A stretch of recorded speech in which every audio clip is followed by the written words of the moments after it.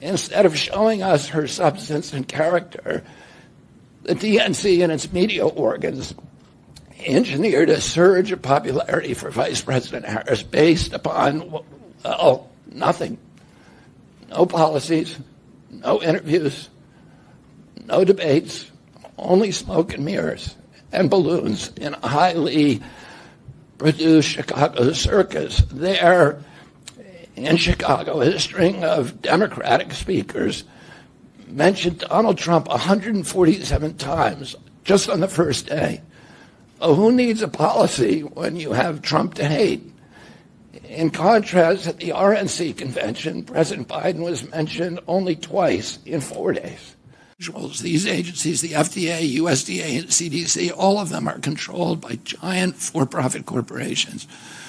75% of the FDA's funding doesn't come from taxpayer, it comes from pharma.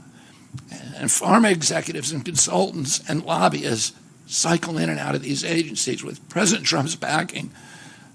I'm going to change that. We're going to staff these agencies with honest scientists and doctors who are free from industry funding. We're going to make sure the decisions of consumers, doctors, and patients are informed by unbiased science. And now, to throw my support to President Trump, the causes were free speech, the war in Ukraine, and the war on our children. Ultimately, the only thing that will save our country and our children is if we choose to love our kids more than we hate each other. That's why I launched my campaign to unify America. I love that statement. That's a great line. That's a great line. It really is. Yeah. Wow. Soon to be a bachelor, but fantastic line. I mean, it was worth it for the price of admission, which was zero. Here is a complete breakdown of the Ukraine war. He took about 20 minutes and he went into detail of how we surrounded the Russians, how we used NATO and took every country and forced this thing on Putin. And that was worth, there's 600,000 Ukrainians dead, 100,000 Russians.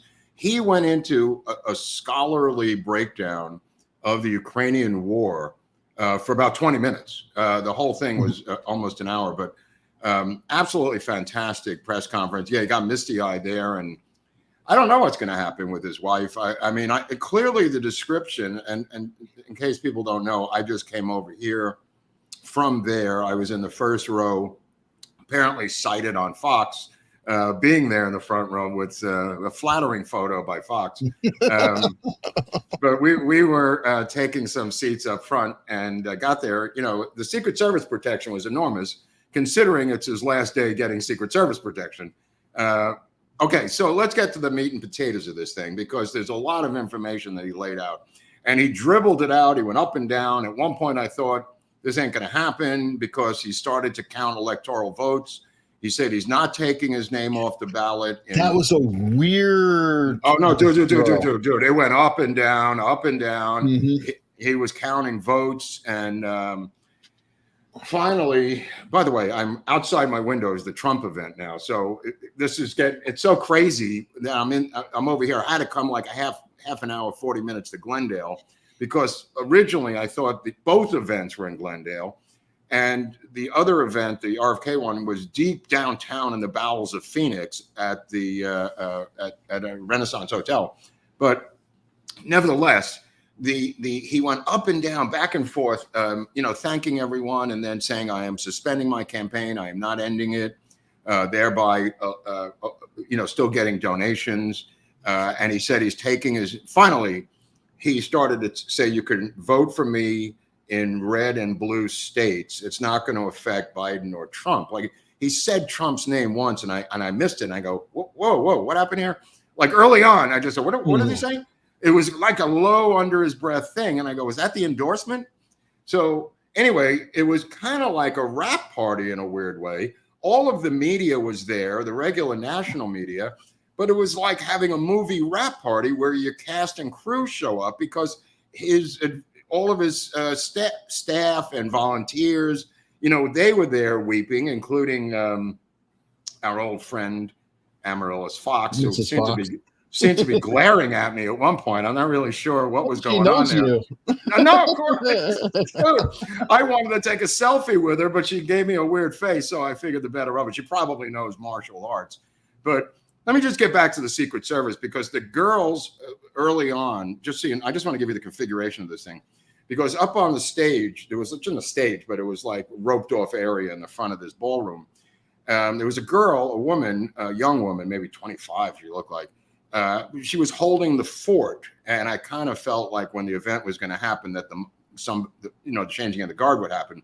But I'll tell you this: no more holsters. The gun is tucked into the waistband of the women, Eric. No more holsters, bro, because of Holstergate. It's just jammed in their pants. And I went, holy crap. What a decision on that part to get rid of holsters. So anyway, right before the event was about to happen, the burly linebackers of the St. Louis Cardinals showed up, the real Secret Service, and they tapped her on the shoulder and she was sent to somewhere else. But the real serious MFers, like from the old days, showed up, like 6 of them, all around the stage, just like right out of a movie. Okay, that being said, he did get misty-eyed. He did say he made this decision after a lot of prayer and pragmatic thought, I think was the phrase. So it was a combination of prayer and pragmatism, to paraphrase him, as to how he made this decision. But he, like you said, he went into this nosedive where he started to say, we have the 2 candidates tied at 269. I'm just looking at my notes here. And that you have to have 271 for people who don't know. And he said that could send it into the House and we could still win. And that broke into applause. And then he let that milk for a second. And then he said, and then he went back to the reality of the planet Earth. I don't see a path to victory with the Electoral College. Yeah, he said this. He admitted the spoiler bit. He said, said if I was a spoiler. It was the weirdest thing, because I was listening to it earlier to catch up on it, but I was like, he's coming to some crazy ass broker convention, or going to the House math. Like, oh, okay, what is up with that? Now, it's okay, but let me just finish my sentence, because at the end of that paragraph, he said, I will be removing my name from the ballot in the 10 battleground states. And that was the key explanation of that. He said, you want to vote for me in California, knock yourself out. You want to vote for me in a red state, it's okay. But the 10 battleground states, he's officially removing his name to not be a spoiler, Eric. Which is awesome. And by the way, it's interesting. In a way, I'm perfectly fine if he leaves his name in the blue states, especially because he screws them even more. Maybe you never know. Well, nothing's going to happen there, because it's just going to take its 3 to 5%. It's probably going to decline as we get closer, because those cats are going to jump onto the Trump bandwagon, or no bandwagon at all. He savaged, and I mean savaged, Kamala Harris and the DNC. I mean, that was worth the price of admission just for that. And dude. I mean, Trump does it when he points to the back. He did it glaring right at them, saying, you work for these people who are doing this. The press thing, which went on for about 15 minutes, was completely destructive of their folklore. Wow. Mm-hmm. Wow. When he mentioned too, in 1992, Ross Perot was interviewed. I think he said 38 times.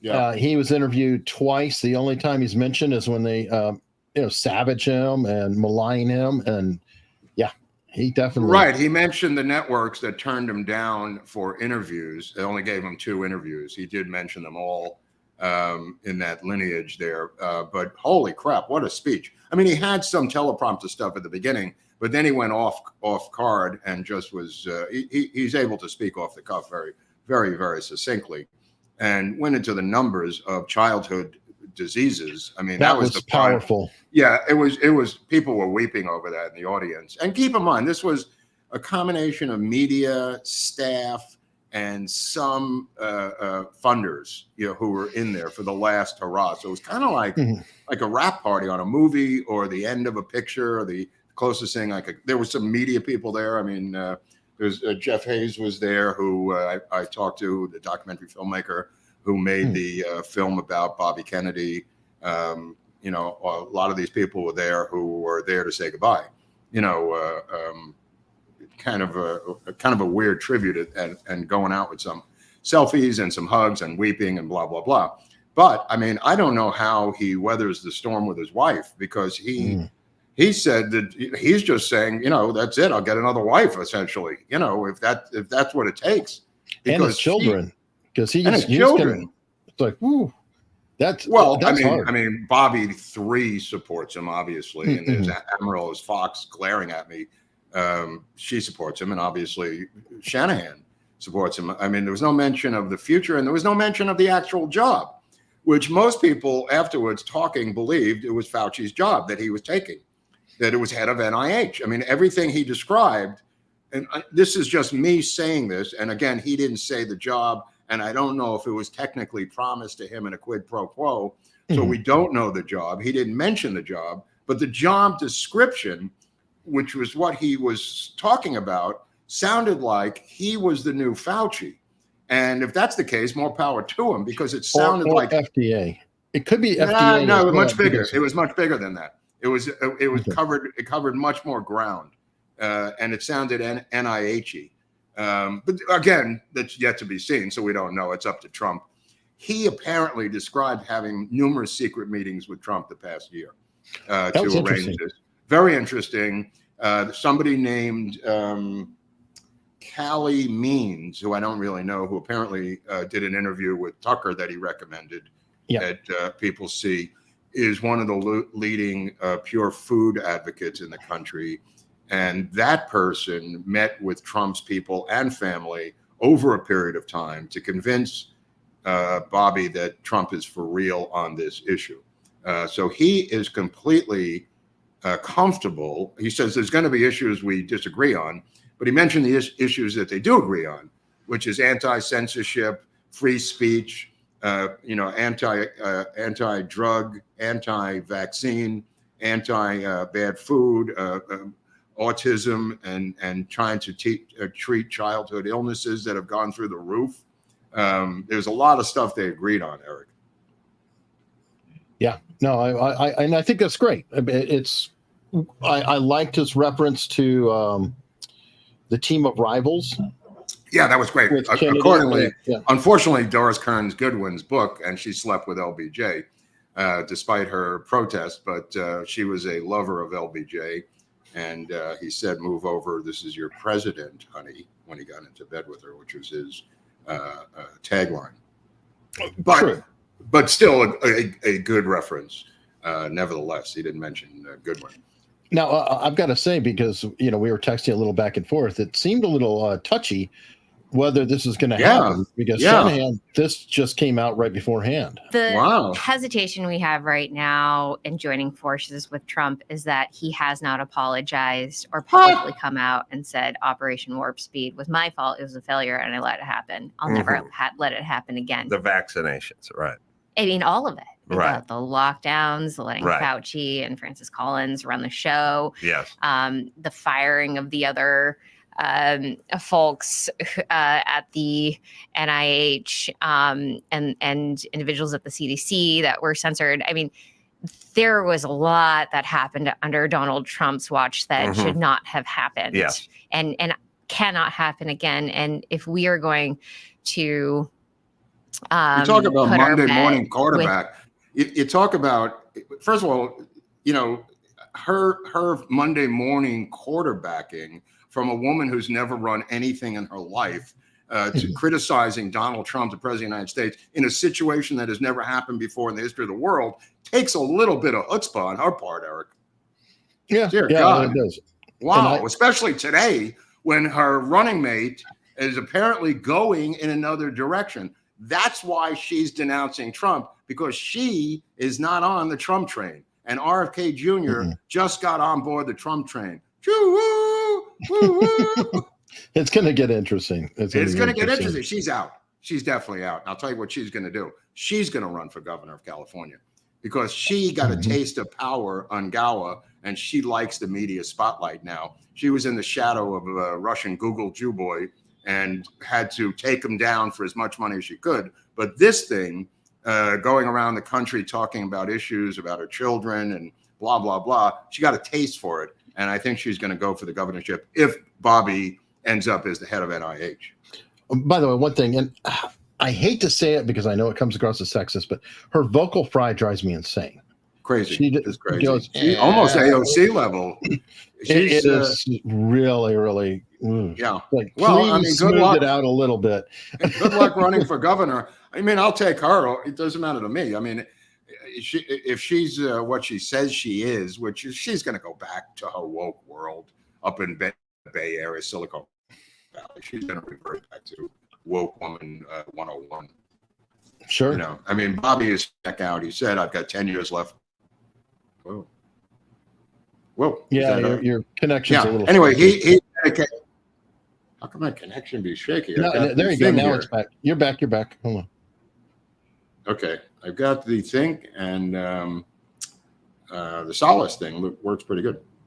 But anyway 10 years. Yeah, I had 10 years time. Yeah, 8 with her. I'm screwed.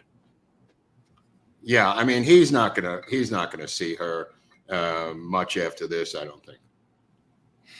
No, I mean, well, let me put it this way: he's gone rogue. He's gone rogue, bro. He's gone completely rogue, Bobby. Look, I never had a beef with the guy. I like the guy. My beef, my attacks on him are political, that he did not get out soon enough in a 2-person race. Look, I'll take it now. But this, Eric, to be frank, there's 77 days before the election. I mean, this could have been done a year ago. That was my beef with the guy. That he did. At least he endorsed. At least he endorsed, and I'll take it. But what's the difference between today not seeing a path to victory and a year ago not seeing a path to victory? He's a slow learner. Come on, Eric. I mean, give me a break. Give me a break. He couldn't. If he would have done this 3 months ago, would it be any different than it was today? No. No, it would have been the same exact spiel. You know, I mean, like, he milked this thing until what? There's some massive thing's going to come from heaven and make him president? I mean, it's crazy. He was polling the same thing when he started. I agree. I will say one thing, though. If he does become part of the administration, he does start to look at things like the diet that the Americans are on and works in his specialty, then his delay is worth it. His delay, I agree. I would love to have him doing that. I wish he would have gone on early. I wish he would have done this earlier. That was the essence of my attacks on him. Was not over policy. It was over the fact that he didn't do what he did today soon enough. But I'll take it now, like Eric said. I'll take it today. More power to you. If we get him, Vivek, Musk, Thiel, Vance, you're starting to get an Avengers all-star team together here, Eric. Am I leaving anybody out? Tulsi Gabbard. Gabbard, okay. All right. You're telling me him and Gabbard going on the stump for Trump is not going to pull some indie voters in? Oh, are you kidding me? He's the ultimate indie voter. Right. Guy. Right. And he laid out the case for Trump very well too. Yes. By saying team of rivals, by saying I'm not going to agree with him, but we agree on fundamentals, because that's what it comes down to. Things. Yeah. Well, I mean, freedom of speech, stopping the endless wars, and hopefully and survival of our country, literally through disease and everything else. Like, I did not know that about fatty liver disease with children. That's some shocking stuff. Yeah, no, the he stuff was dropping this. I knew that stuff before that. A lot of it's in the Fauci book, which I highly recommend, that Robert Kennedy wrote, and that's all footnoted. And they just try to smear the guy from day one. But I mean, he laid out a case against the Democratic Party. Oh man, was that heavy? Trump can't speak at that level, in terms of micro level. That's not Trump's thing. But holy crap, did RFK destroy them over their fascist political situation where nobody voted for anything. They not only did it to him, he says, Bernie Sanders. I mean, this is not the first time this has happened, and the level that they've gone to is into another realm now. This is crazy. Did you? Theo Vaughn interviewed Trump, but he also interviewed Bernie Sanders before that.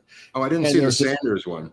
Yeah, there's a sound clip though when he said to Bernie Sanders, "So do you like Kamala? Is she the right candidate?" And Bernie Sanders goes, "She is the candidate."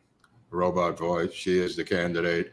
But it was not as supportive. It was like a deliberate, it was a definite slight. I was actually wondering, I think, it's impossible, but it'd be hilarious if Bernie Sanders got his swipe in and said, yeah, I'm going to go for Trump this time to at least keep the country. Whoa. Well, a lot of those RFK people are former Bernie bros. They were there. Those Bernie bros were at this presser today, boy.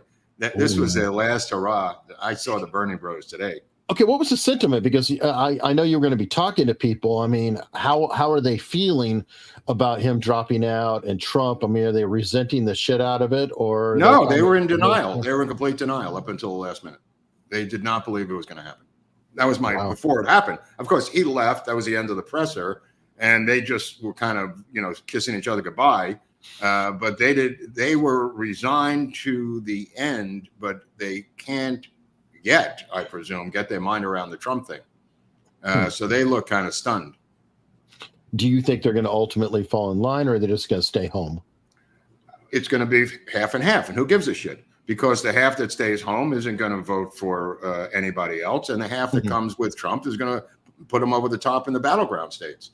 So it's a win-win for Trump. I mean, what does Trump care if this guy's the head of NIH and he's dedicating his life to this thing? It's a great thing. He said Trump is behind me, and he says I believe him.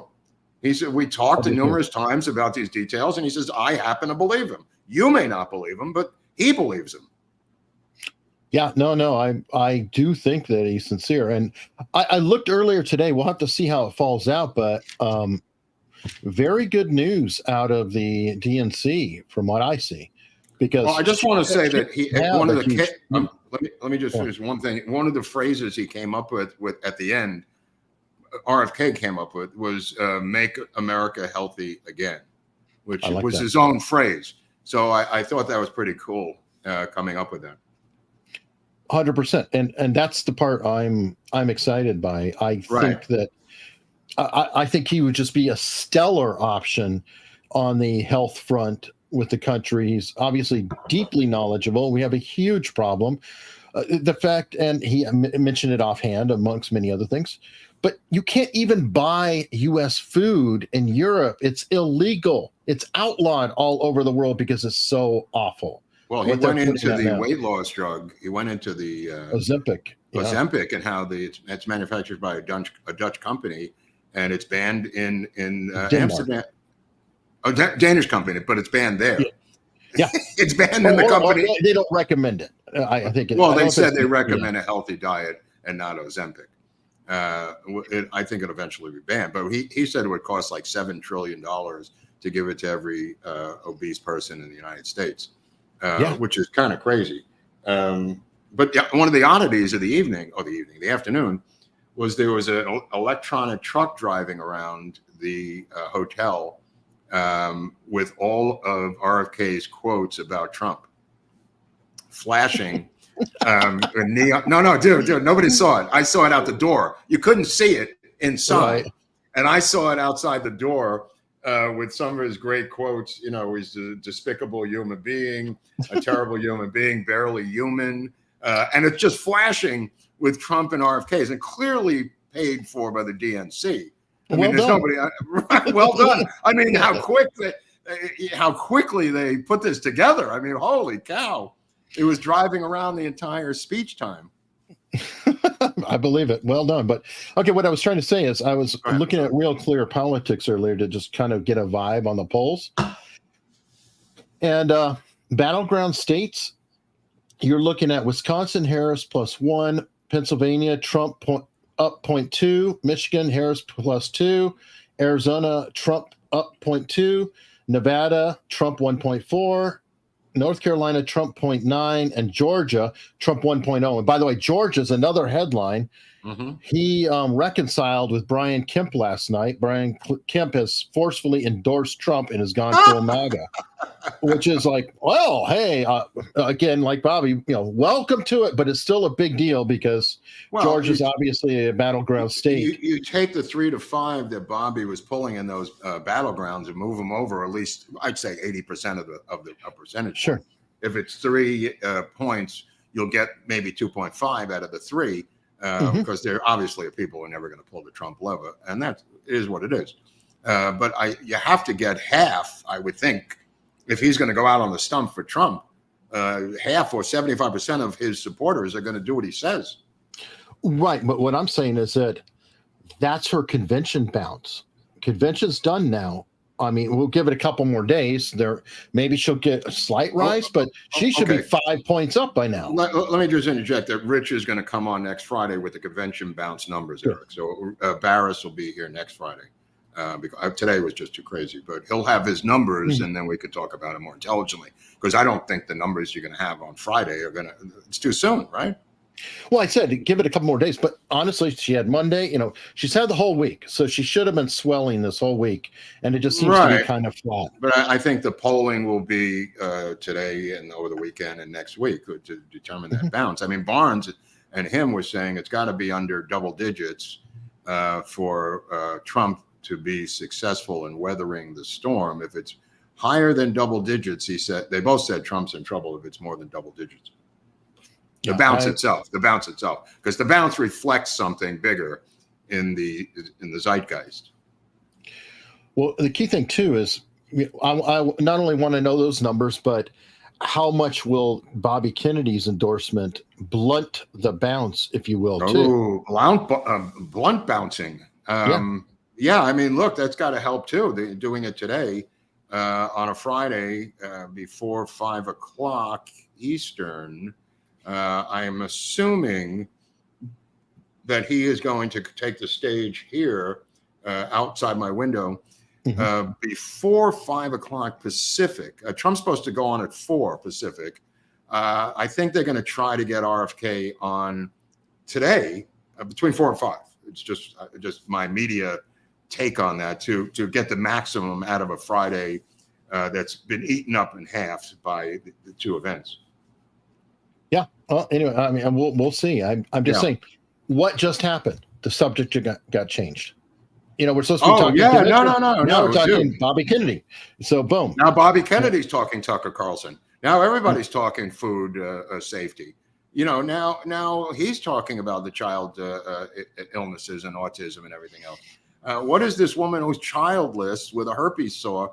Somebody went after me because I said she had a herpes sore on her face, and I was a cretin and a lowlife for pointing out the obvious that she had a herpes sore on her lip. Give me a break. That being said, she is childless. She's not a mother. Don't let the bullshit strip away who she really is. This is not an African-American woman. This is a woman that Bill Clinton called Kamala 15 times and got it wrong with a secret dog whistle that Bill Clinton apparently can't pronounce her name correctly. No, right? I mean, you saw that, right? He said Kamala. He said Kamala instead of Kamala.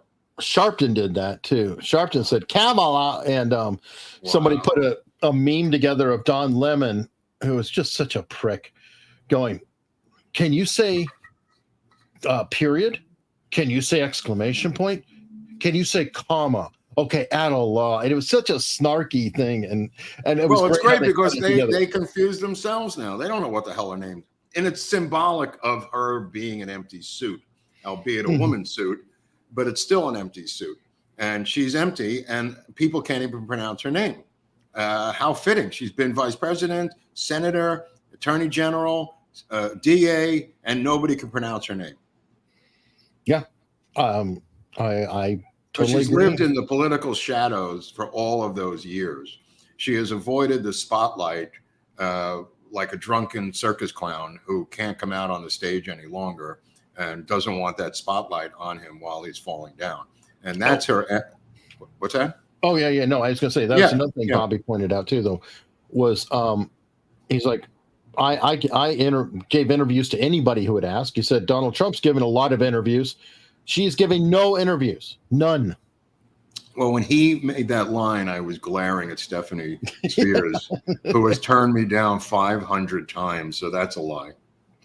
Well, we'll have to try one more time and say, okay, now? No, I think it's about the takedown of Amaryllis Fox. I think it's personal. I think it's about the Fox episode we did. It's not about Bobby Kennedy. It's not about Stephanie. Neither one of them has a dog in the hunt. I think the fox is in the hen house, and that's where the aggravation is. But I mean, the media people there believed that his role would be to go for the head of the CIA, and I said, "How is he ever going to get confirmed? That's insane." And they went, "Oh, we didn't think about that." Then I told them about Governor of California. They were stunned. And they said, that's a great spot for him. I go, yeah, that's what I would do if I was him, unless you're dedicating your life to running the NIH. That's a separate story. But he could still run for governor later on. I mean, because that's 2 years out. Well, I mean, he could go to NIH for a year and a half. Or whatever, and then step off. Well, he said he's going to clean house. Yeah, he said he's going to clean house. So I mean, wow, that would actually be perfect. He goes in there and he appoints like all these people, like Cassie Means or whatever, and then he just walks out and goes run for governor. That'd be perfect. You need the RFK version of him at the FBI, at the CIA, at the Pentagon. You need the version of him, if there are versions, which I'm sure there are, because you've got the Bannons out there, you got the General Flynn's out there, you got people waiting in the wings. Who could be the RFK of their particular governmental agency. What I like, though, is he's almost an outsider-insider in a lot of ways. I'm hoping that Trump brings in more outsiders. You know, like Vivek, to a degree, is an outsider. Half of the problem is I feel like Trump gets into office and he's like, okay, I'm trying to settle everything down and keep people happy. And then he just picks, from the swamp. They're all right there. Well, that was then. This is now. I hope he continues that. Yeah, that was then. I mean, look, everybody's a Monday morning quarterback. I mean, I do it too, but I mean, at some point you got to say this is new. This guy came in new, wasn't a politician, and it's very easy to say, you got bamboozled by Operation Warp Speed by that piece of crap doctor, that woman doctor who experimented on Cambodian teenagers with an HIV vaccine. And then bailed out. I mean, he got rolled, but he didn't come up with these plans. I mean, you go, well, he should have known. You know what? Go fuck yourself. I mean, really, Eric. I mean, it was such an unusually bizarre event. I mean, look at that video that you can't show, the one that Waltz was part of in Minnesota, where he sent the SWAT teams out with paintball guns to shoot everyone if they left their house. I mean, why isn't he called on that? You know what I mean? Why isn't Waltz? That was 2 minutes ago. He had SWAT teams roaming the streets of Minneapolis and St. Paul, shooting homeowners if they strayed outside their door. I mean, it was right out of the Chinese Communist Party with that lockdown in Shanghai. 100%. But all I'm saying is that, and I'm saying hopefully this round he's able to do that more. Again, I even threw names out there like Vivek, I agree. Like Tulsi Gabbard. I'd love to see there. But what I like about Tulsi's and Bobby Kennedy and stuff is they're knowledgeable of other people too, who can be potentially trusted, who are a pain in the ass of the administrations. And I think that's the only way you're really going to clean things out. Like, how about General Flynn for CIA? Yeah. That would be an interesting choice. Or head of the Joint Chiefs of Staff. How about that? Absolutely, but there's other generals too. I was just thinking that since he got screwed directly by the thing that they were bamboozled the most were generals who mocked him for not following his orders. That's got to be taken care of right out of the gate. Flynn or somebody's got to be put in charge of that. You can't order troops removed from a battlefield and have the guy saying, I never did it, mocking you. I mean, give me a break, Eric. I mean, that threatens the national security of the nation. You can't have a guy like Milley calling up his counterpart in China saying, by the way, we're not going to follow the president's order. You got to have a guy like Flynn in there right there at that point. He's a military guy. CIA, there might be other people who you could put in there. The FBI has got to be stripped down completely and decertified. I mean, that thing is a wreck. That thing is a freaking wreck. It'll be interesting there because you've got FBI, Homeland Security. I wouldn't mind seeing 3 or 4 agencies all taken down, ATF, all that, and then remerged into a new thing under new leadership. Well, you got guys floating around like Kash Patel, and you got Grinnell floating around, and Bannon, if he ever gets out of jail, he may swap out cells with Trump on September 18th. We're not really sure what's going to happen. Bannon's off the playing field, I think, for another month or so, or 2. Mm-hmm. I think he got sentenced to 4 months in federal prison. So we got September 18th coming up for the deep state empire to strike back, Hunley. The empire will strike back. Oh, yeah. Yeah, they saw this today, and they have 17 plans on the table, and they're determining which plan to go with next. I mean, they could go after Bobby Kennedy and arrest him for some cockamamie crap. They could, but if anything, I think he's given himself longer life because the effect of taking him out is kind of pointless now. It's not. Well, they'll try to smear the 2 of them. Good luck. They'll try to, they'll say this wacky anti-vax guy and this racist to Trump. Knock yourselves out. Nobody believes it. Nobody believes it. You can scream that he's the Klan and the other one's KKK. She once called ICE KKK, in front of one of the executives from ICE in a Senate hearing. Oh, I already saw, one of the typical Democrat operators, Brooklyn Dad Defiant, I think is what he goes by on Twitter, paid operative. It's been shown he's total paid operative Twitter account. Anyway, he went on the whole thing. It's like, we don't want his worm-fed brain, blah, blah, blah. I'm like, okay, well, there you go. Obviously, it affected them. Obviously. Right. Oh, yeah. Well, I mean, did you see the vans showing up, the white vans with the actors in there when they cleared out the convenience store she was going to in Pennsylvania? There were 15 to 20 white vans, and there were Trump supporters there yelling, actors, actors, actors, with Trump flags, and the vans were following her entourage, her limo. Wow. And they threw out the customer. This is all true. They threw out the customer. It's one of those Sheets convenience stores. The local cultural center. Yeah, the local cultural center, Sheets. They threw out the customers and brought in actors. They were all in white vans being paid to come to Sheets. And I said, holy Sheets, this is the craziest campaign I've ever seen in my life. They must have more money than God. Whereas Trump goes into like a Chick-fil-A or whatever it was, and orders right off the menu. In Atlanta, in the blackest part of town, and they're all like loving it. Like, oh, we love you, Donald. It's so freaking hilarious. All right. Well, is there any other news, or is this what we have? Oh, obviously there's other news. This broke today, I believe today.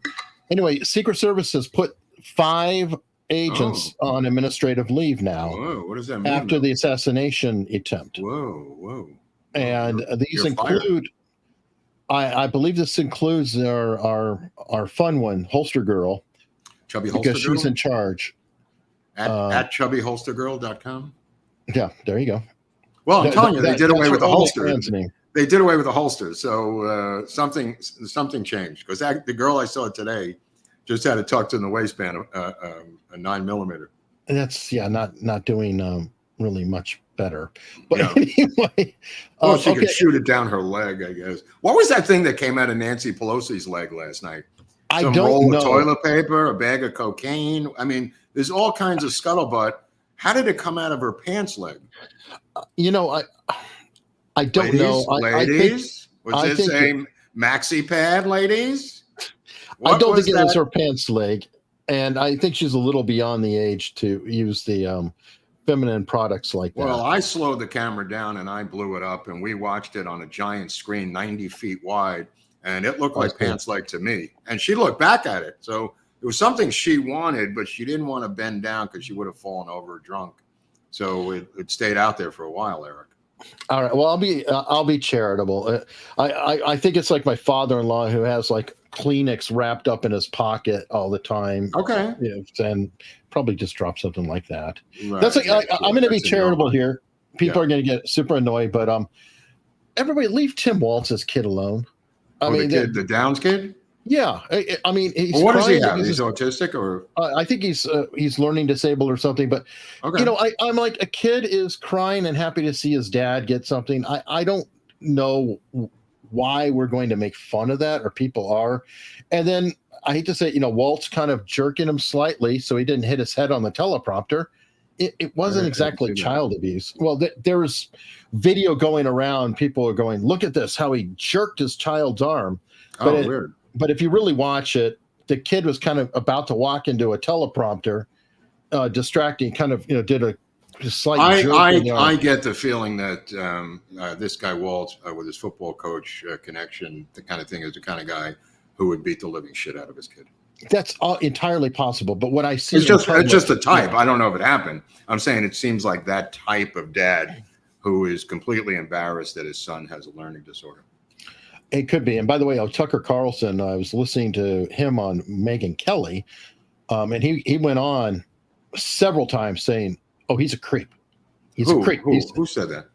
Tucker Carlson was saying that Tim Walz is a creep. He said, "Oh yeah, yeah." He's like, he's a creep. Yeah. He said, "Trust me." He said, "I went to definitely. boarding school, and I know him. Yeah. I see him." Right. He said, "I don't have the proof. I don't have the evidence, me neither. but believe me, he's a creep." This is a creepy dude. Well, she's a creepy woman, so I mean, it's she's no picnic either. I mean, she is a piece of work. I mean, obviously, vapid as the day is long. I don't know where this is going with her. They're trying to steal this election. It's an amazingly ballsy move on the part of the Democrats. Amazingly ballsy, because I think it goes back. The planning for this goes back a couple of years. This is not something that people, again. It's astounding to me how naive people are, that they think that they just came up with this on the fly because all of a sudden Biden couldn't come out and answer the bell in the 11th round. And they just said, okay, this is what we have to do. Far from it, my friends. I mean, this was planned for years. Even I, over a year ago on this channel, said they will keep Biden in as close to the convention date as humanly possible. I've said it about 6 times on this show. And that's exactly what they did. Not that I'm a genius, but it was obvious to me that this is what they were doing. This plan goes back with Obama and Mark Elias and others for a couple of years. They did not want her exposed for any length of time. They did not want her through the primary system. They cleared out the primary system so nobody else would have any legal connection to the delegates. By the way, there were delegates. What's that? They had to, because I mean, look, nobody liked her. Everybody has amnesia about it. But when they were talking about Biden after the debate, her name was like 7th in line. The first name that was trending that night when Biden went crazy on the debate was Newsom. Newsom was suddenly trending. I thought it was going to be Newsom, but Newsom or Whitmer was a possibility. I don't know that much about Whitmer, but I don't know what Newsom is going to do for a living now. I don't know either. This is a man without a country. Yeah, this is a man who might have to move to communist China.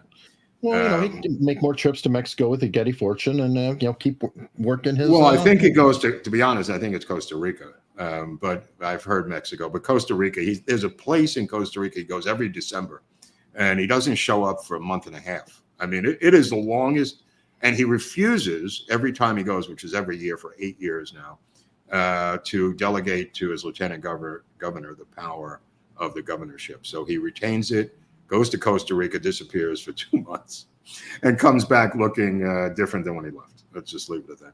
Well, okay. If you were a guy as sketchy as that dude is, in my opinion, I wouldn't relinquish any kind of power to anybody, because they may come after you. Open the books. They might open the books and be like, what in the hell's going on here? Okay, all right. The state is now $59 to $79 billion in the red. The state itself. This may never recover. That's why I was hoping that Bobby Kennedy would run for governor, because they had a surplus. They lost all this money through COVID, through graft and corruption, billions through literally. I think they lost, according to an audit by the state, I think they lost between 13 and 22 billion in corruption and graft of COVID money. Just that alone. The tax base has fled. These companies have fled. Chevron fled the other day. Obviously, famously, Musk has left. Everything now. Yeah, now it's just, and he's leaving. Newsom, he's going to leave the door closed when he leaves, and He's not looking back. He's leaving the wreck. I mean, New York State is nowhere near anything like the insolvency of California, my friend. I mean, this is a train wreck. Yeah. I mean, well, whatever you want to say. I mean, Cuomo was nowhere near. No. As bad this couldn't happen in New York. Newsom. There's too many Wall Street brainiacs in New York, which is the parallel of the crazy, ditzy, new money Silicon Valley airheads. The New York people are too money focused to let that happen in New York. California, I mean, it's got the crazy combination of stupid people who are wealthy, a tax base that has fled, complete socialist policies. There's a couple of stories I sent you, which you go over. Dockweiler Beach, for instance, is a beach in Southern California. And there's an article I sent you on Dockweiler because they're beginning to implement the camping ban that Newsom signed the executive order a month ago to enforce. Now, Karen Bass and LA have refused to honor Newsom's executive order. But the forces went to this homeless camp at Dockweiler Beach, south of Malibu, and they cleared out these homeless encampments, to their credit. And these guys were so outraged, the homeless, that they were yelling at them, saying, "How dare you? I've lived here for 3 years. Where am I supposed to go?" So the sanitation people, who are not implementing the policy, they didn't come up with it. They just said, "Look, I don't know where you could go, but you can't stay here anymore. It's over, pal." And he says, "Well, I guess I'll break into a building and live there." And they said, "Knock yourselves out, because you can't stay here." And the guy was outraged, the homeless guy. He said, "But I've lived here for 3 years. I voted here. I get all my mail here at this empty beach." And he said, "The beach is empty. Why can't I stay here?" And the guy said, "Well, that's not the purpose of the beach." So they're doing it at Dockweiler. Long Beach, which is in southern LA County, is also now enforcing the homeless ban issued by, it's all based on the Supreme Court ruling. Sure. Newsom didn't come up with this. Newsom is trying to get ahead of the curve by signing this executive order. But it's going to encircle LA, and this is Long Beach is continuing to clear out their homeless encampments. LA has refused to do it. And I think other cities are going to, inner democratic strongholds that are sanctuary cities, are refusing to do this. So it's going to get very interesting. Okay, you sent me this other story. I really want to hear more about this one, because this is crazy, and it might not just be California. No, this is across the country. This is happening. Yep. It started, don't forget, it started with a guy named Dick Cheney. I don't know if people remember this, but Dick Cheney was the first public official, or anybody, as I can recall, who blurred or had Google Maps blur his house. Then, if I recall, judges started doing it. Now it's become regular people to avoid burglars seeing their homes. Now that it's becoming popular, that's probably more helpful, but I would think it would almost have the opposite effect. It's like, while I'm looking at Google Maps, I go, okay, here's a nice house. This is blurred. Oh, I want that one. The blurred one or the one next door? With a blurred one, because it's like, but you can go case the neighborhood. Right, but okay, let me just explain that, because that's a great answer. They don't have the time or the patience to case the neighborhood. They're using Google Maps. Great answer, Eric. But they because of technology, they now use Google Maps. That's why the people are doing it. It's kind of like the car thieves. They used to be able to hotwire a car. They can't do that anymore. So they carjack you with a gun, because they can't hotwire a Tesla or an SUV that's brand new GMC. That's why there's so much violence with car thieves. It's because they don't have the vocational skills that old convicts used to have, hot wiring a car like you saw in the movies. They don't have that skill anymore, sadly. True. Sadly. Oh, they can also use the cars to ram into and break into stores. Right. Now, I was mocked in a previous story where I said they were stealing cars and ramming them into fire hydrants in LA and stealing the fire hydrants. And people mocked me saying, "Why would you steal a car to steal a fire hydrant?" Well, now they're stealing the cars to go in reverse into the stores and then burgle the stores. Crime is not always logical, my friends. And crime is not always based on, dollars and cents as you see it. but they steal these cars and at gunpoint use them and then ram them into stores now and burglarize the stores. This was a week after Newsom signed a new executive order banning thievery of stores. Wow. Yeah, he signed an order, a new law, saying if you do it 3 times, you're definitely going to go to jail. Oh, that was the one that Hochman was talking about. Yeah. So this crime wave has happened. Not that they even were aware of it, but the media started to put these stories up going, hey, look, in response to Newsom signing this new bill, there was 10. Okay, one group went to a group of like 20 black teens went to like 8 7-Elevens in a row in Hollywood, robbed them all, 5 or 8 of them in one night. And this was a real spit in the eye to Newsom because he had just signed the bill the week before. Perfect. I think I have that story somewhere. Okay, what's this? Fake watermelons and meth? People don't know what's going on. I'm telling you, in the drug business out by me, this replaced the fake celery from 2 months before. Okay. The fake celery got caught and they switched to fake watermelons. Now, if you look closely at the watermelons, it's just a printed out colored paper watermelon wrapped around a ball of meth.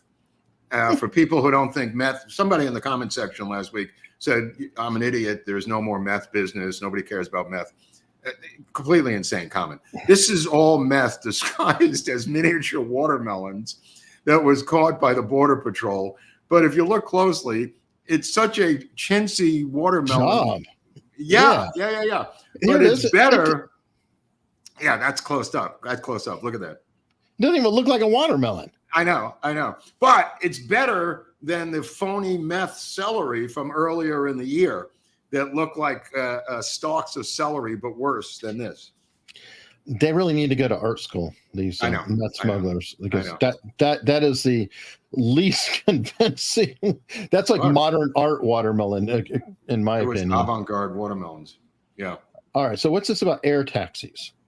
Okay, so this came out with, I forgot about this, but Garcetti, when he was mayor of LA, at the end of his term, he signed a crazy deal with the French, a private company in France, which I remember was the craziest thing I've ever heard of. He gave them like $2 billion or $1 billion in LA County tax money of the residents to another country, Eric, to develop air taxis. And everybody went, what?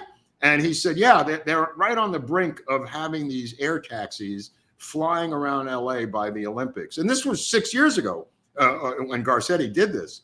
And now this is the company that's now teamed up with Delta, and another one has teamed up with either Frontier, another one's teamed up with United, and they're going to have these vertical takeoff planes that vertical takeoff goes forward at 150 miles an hour and brings you down into another area of LA. And they said at first it's going to be ride share. It's called Gooby or something, or Ruby, or I forget the name. It's in the article. It's like an Uber kind of name, like Ruby or something. And at first it's going to be ride sharing, but this is going to be all day, all night, multiple planes tied into multiple airlines, flying at very low. I'm sorry, it's happening, Hunley. I'm sorry. Flying at low level. What's it? Joby. Oh, Joby. Right. Yeah. It's kind of like their version of Uber, Joby. So they're going to fly at low altitudes. They've already got clearances from the FAA. So this thing is going forward, bro, because they're going to have it at the time of the Olympics. This thing is happening in the next 2 to 4 years. They have the planes, and they're going to take you from like Hollywood to Santa Monica. They'll take you from Hollywood to the Valley. There's large swaths of land that they could fly you to and across in a very short time that would normally take you 2 hours to drive. This thing is the future. It really is. We'll see how it rolls out, because we'll see how it rolls out. I can already see the disaster. You're talking about manned aircraft here, and then you're going to have drone delivery at the same time with Amazon. So all these things flying around in the air at the same time. No, because I just studied on this stuff. It's going to be very interesting. Well, they said the same thing when drones came out, that there was going to be a problem. Now look, even you can fly a drone. Even I. Well, that's, no, I don't mean it that way. I mean, no, I know, but that's part of Right. why I had to go get licensed, because I'm not. These guys are crackdown. licensed and they're tied into commercial airlines. This is a multi-billion-dollar industry. This is not a guy with a helicopter. It's 1,000 times quieter than a helicopter. They're electric. They're electric, Eric. So there's short flights. This is going forward, bro. This is going forward. All right, we'll see how it shakes out.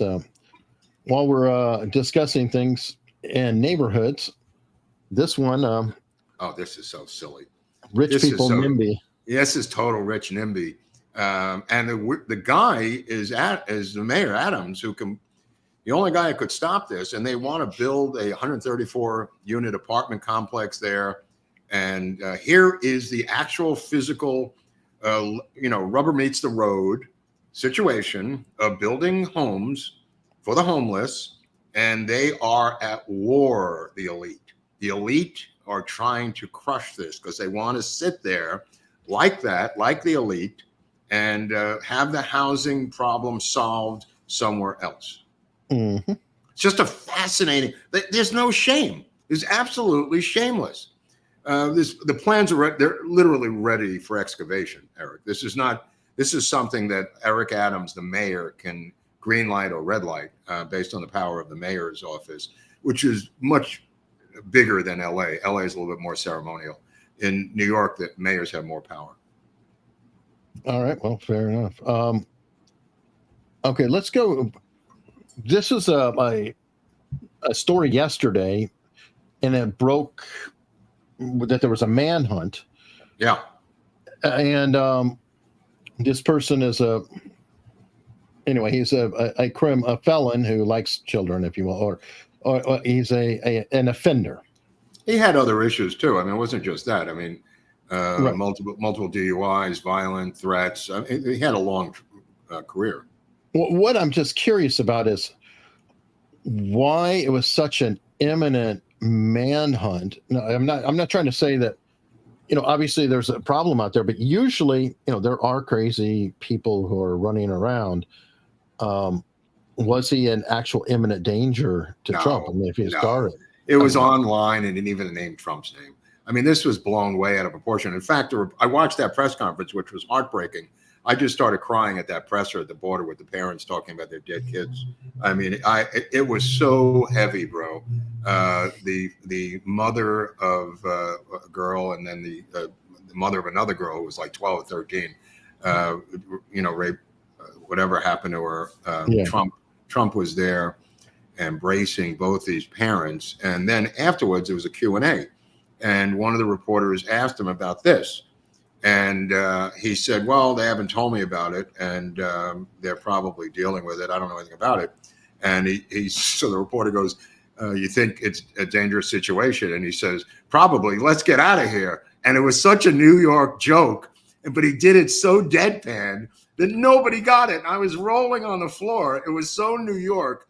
And he says, let's get out of here. It was so Trumpian. And the reporter didn't get it, but man, oh man, that was so Queens. That was so freaking Queens. That is funny. Okay, you know what? I got to share. So last show we had Don Lemon doing a walk around, asking people what they thought. So let's see here. He's now talking to women. Wow, talking to women. He has no problem with that. How are you feeling about the election? I'm going for Trump. I feel like every time they don't want somebody who is good for us to win, they throw somebody black in our face thinking that's going to make us vote for the black person. I voted for Obama because she was black. I don't want to vote for her because she's the first black woman to run for president or to win. I don't vote. Well, I want Donald Trump. I'm sorry. I want Donald Trump. Why do you apologize? Well, I know nobody likes him, but we had good times with Donald Trump. I'm running for Trump, so. You are? Yeah. Damn. Well, why? Yeah.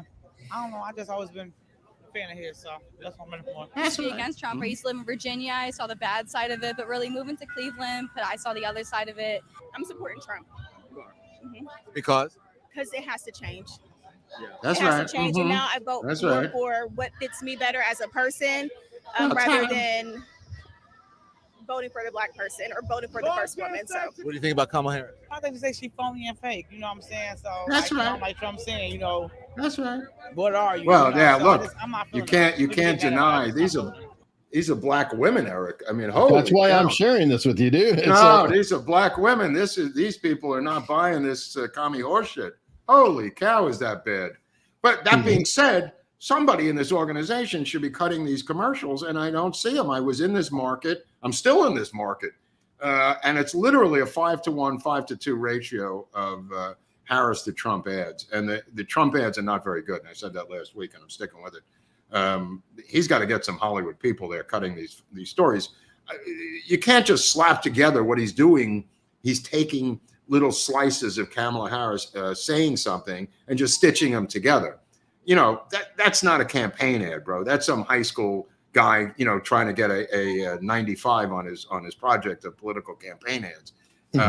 Her campaign ads are little miniature movies. I wouldn't be surprised if Spike Lee was directing the goddamn things. could be. Anyway, that was actually that's Don Lemon, his feed, his Twitter. So he edited in there. So I don't know what his game is. Yeah, what's his game, bro? What's trying his game? to, you know, shift his audience to become relevant. You know that goes. Okay, he's failed to get his gig at X. So now I wonder if suddenly he'll become right wing or what is Musk's role going to be? Trump said economic advisor is what I've heard. You know, some sort of cabinet level economics advisor. Now the last one ended up in prison. That's Peter Navarro. So you have to be careful as to. Musk is volunteering himself for heading department efficiency of some kind. I forgot the exact title, but it's a cabinet level post. Something like efficiency. Yeah. But, well, you could make a new job in the cabinet. Oh, of course you could, but I'm kind of going, why? I mean, honestly, for Musk, that's probably he's going to clean house. He's going to clean house. Like he'd be fantastic. You were just saying that. 100%. I'm just saying though that if I have $200 billion and I'm running 3 major corporations, I don't know if I have time to go hang out at the cabinet. You know, you're not Musk, and neither am I. So he's got a family, and he's not happy about the direction of the country as a father. There we go. Is a meme.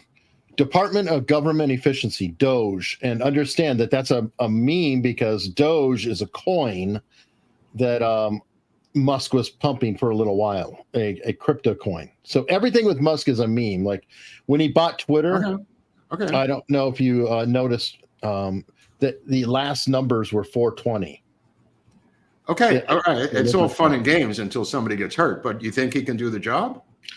Absolutely, he can do the job, or he can get somebody who doesn't. I mean, Musk famously, like if you read his book or whatever, I think he calls it severe cuts, or he tends to cut 10 to 20% more people than need to be cut. And then as soon as the bleeding he goes, okay, and he builds it back up a little. He'd be the biggest nightmare the Democratic Party ever saw.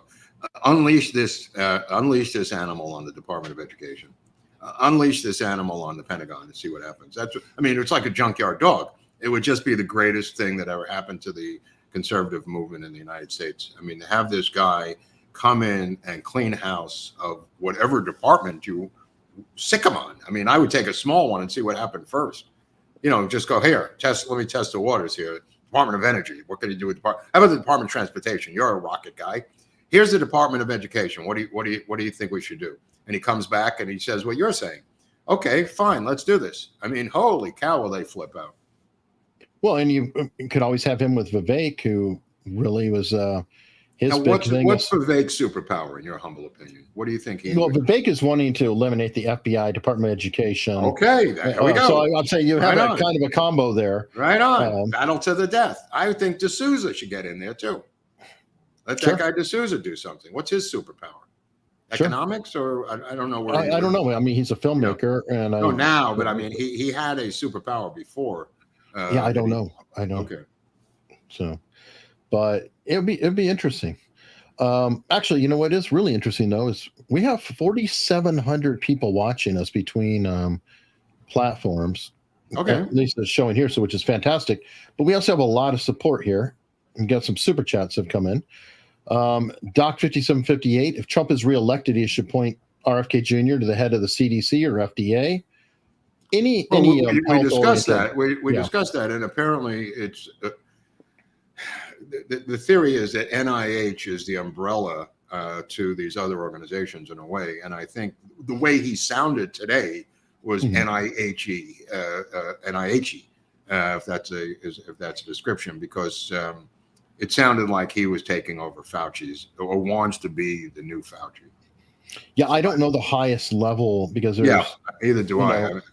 But I think NIH Health and Human Services, which is a high level department. I don't know if NIH is one, but yeah, whatever. Well, Fauci's the head of NIH, so I mean, he's it's the health czar. Let me just put it that way: it's the health czar, and that's the role that he was describing. He didn't name he didn't name a job for himself. He just sounded like NIH.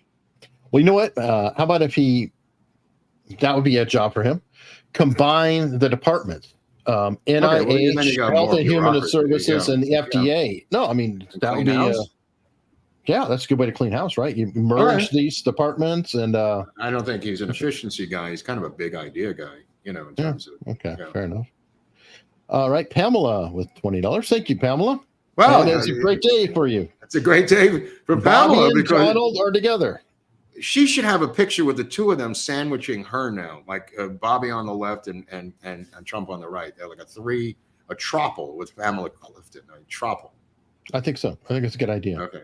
And make sure left for Bobby and right for Trump, because we know that's all right. Dick Dickerson's coming in with some memberships. 20. Thank you, sir. Very, very much. And here's the funny part. Dick Dickerson gifted 20 memberships and then got himself one. Oh, that's nice of him. The other one ran out. It's very. It expired. He probably got blocked by YouTube. Pamela said, "I'd marry Bobby, but I'm married too. Cheryl should support him." Oh, Cheryl's packing her bags, honey. So Pamela, if you could get rid of the deadbeat you got now, there's a chance you could be living in Malibu by the end of the summer. So I don't know. over. That might be. Think it over. There might be some openings there. For a lot of women who love Bobby Kennedy, if Cheryl pulls the plug on this thing, which apparently is looking likely, there's going to be a lot of people knocking on that door. Hey, that might be Cheryl's house. It might be Bobby who's packing and looking. Maybe he's going to move. Yeah. Dick Dickerson said, "Well, I've been a member since the start, and YouTube decided to cancel my membership. Wow. Now I've lost my awesome badge and have to start over." Oh, that sucks. Dude, no, but that's the game they're playing. That's their game, bro. I mean, here's Dickerson, a major league hitter, and they're canceling him. That's why we've got 114,000 members, 115 for 3 years. Maybe 100,000 of them are canceled, Eric. Yeah, we need a CDC of YouTube. Some head of YouTube that has to come in as an oversight committee, and I'll volunteer. I'll volunteer right now for Trump to be the YouTube czar. How about that position? Social media czar, where I'll call them up to swear them under oath, and I'll be an investigator for the House committee to do it. Hey, how about that? I'm done with RFK. Now he's on board. Let's go to the next project. Fair enough. It took too long. I mean, I didn't really like beating up on the guy, but it was just getting on my freaking nerves because the election's so important. And I wish he would have done it earlier. But like Eric said, better late than never. Yep. Look at me. I mean, I came on late. By the way, okay. Speaking of YouTube and just ridiculousness, I got to share this video with you. Well, you and I have our plaque, America's Untold Stories for 100,000. It's kind of a nice thing to have, right? Well, check this out. Yo, Team YouTube, what the F is this? Why do you keep disrespecting your creators? I don't get it. For those of you who don't know, this is the new YouTube Creator Award. These are awards that YouTube generously gave us as creators to help inspire us at big milestones. And you're supposed to get this one at 100,000 subscribers. But the problem is, this is what you're actually supposed to get. This is the one I got for Popcorn Planet. Here's the one I just got for Popcorn Palace. I want you to really look at that size difference. And we're not supposed to be offended by this? Look, I'm great. I guess that's great. Is that not unbelievable? Wow. YouTube itself is giving shrinkflation, man. Right. Like, we'll just chop the horde down. Yeah, we'll chop it down. That'll get 2 out of 1. That guy's probably second in command at YouTube now. Yep. So now we have a perfect example of shrinkflation. Shrinkflation. Anyway, that I couldn't believe that. Let me say, Pasha said, Mark, your travel logistics today remind me of the fireside Holy theater crap, line. Pasha. Yeah. How can you be in two places at once when you're not anywhere at all? Yeah, I mean, I started out pretty early this morning, and I've been a number of places already today, so it's been a long day. And then tomorrow, Los Angeles. So, holy crap, my head is spinning. Tom Woolley, hey, Texas Tom. Mark, glad to see you there in person for the RFK Jr. speech. It was historic. I watched the entire speech. Did RFK Jr. recognize you in the front row? Yeah, he gave me the finger at one point, Tom, when I took it personally. And then I look over and there's Amaryllis Fox with a bunch of men like trying to make a move on me. No, he didn't say anything. He had lights on him and 2 teleprompters, but I was the closest one to him. Secret Service was eyeballing me pretty heavy though, Tom. They looked at me as they should, because I looked like this. As, you know, I was wearing the other hat, the Make America Great, America's Untold Story hat. But they were eyeballing me. I didn't fit in. Let me just put it that way. I didn't fit in. Everybody else is wearing a sport coat. It's 118 degrees outside. For the love of God, you have to run from your car into a building before you're zapped from the earth into a puddle of urine. I mean, it's 110 today. I don't know how it's just like living on Venus. I wasn't outside that long, but holy cow. Puddle of urine. Okay, that's what everybody's going to take from the show. That's the name of my new band, Puddle of Urine. Thurston Howard said, what would Milhouse think about today's events? I mean, it was like the Checkers speech. I mean, it was a very emotional speech. So yeah, it was Nixonian in a lot of ways. You know, they're not going to have Bobby Kennedy to kick around anymore to the media. I mean, it was in a Nixonian way. It was an anti-media speech, and nobody hated the media more than Nixon, and rightfully so. Agnew was his junkyard dog, but I mean, yeah, in that way, they both have a huge axe to grind. I mean, one being removed from office, the other one prevented from getting an office. Like I said, we need a media oversight committee, House and Senate joint oversight committee. I'm saying it again. It's got to be an oversight committee where you bring the heads of these companies to sit in the bright lights under oath and to present them with the bullshit stories of the week. And I think it should be a monthly hearing, bi-monthly if you want, to put the heads of these media companies on the hot seat under oath. If they don't want to show up, you give them the Bannon treatment. You subpoena them to come in and you put up on the screen the bullshit stories of the week, which I'd be happy to help them gather, and have them explain the origin, the editorial, and the meaning and the headlines of the stories. You will see how quickly this ends after a year or two of grilling and putting these people's articles and videos up on a screen in the Senate and the House. Or you put up on the screen, why did you cover this story? Because there's the opposite end too. No, I mean, it's like it's hard to really go after someone for.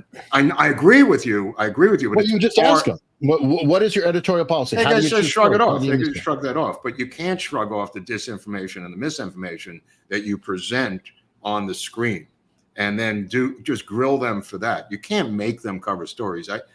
That's not what I'm saying. I'm sorry. You're saying, why didn't you cover the story? Yeah, I said I didn't feel like it. Okay. Well, you do it enough, it starts to get embarrassing. So you're going to lie on this story, and then you don't cover this other story. Interesting.